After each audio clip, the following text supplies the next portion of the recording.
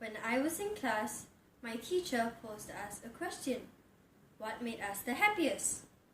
We were supposed to discuss in pairs. The rest of the class was already busy chattering away, but I was still silent, deep in thoughts. What gave me the greatest happiness? There were many things that made me happy, but what was my greatest joy?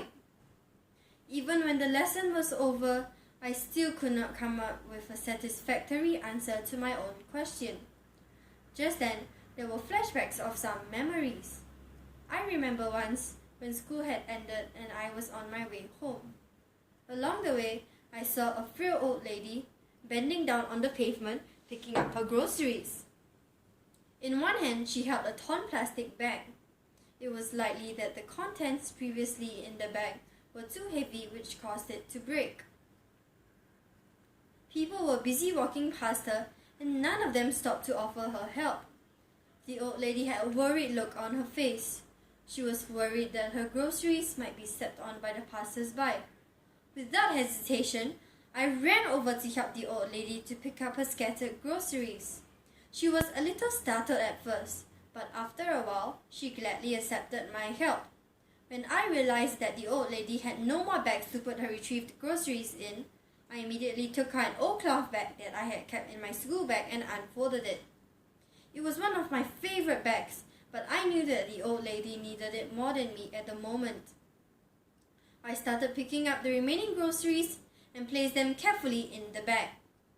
After I had finished, I handed the bag to the old lady.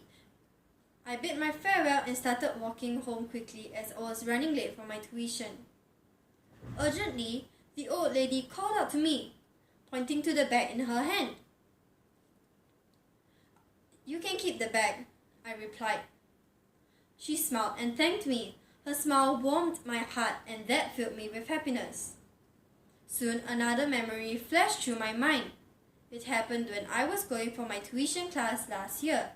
As the venue was quite far from where I stayed, I had to take the MRT to get there.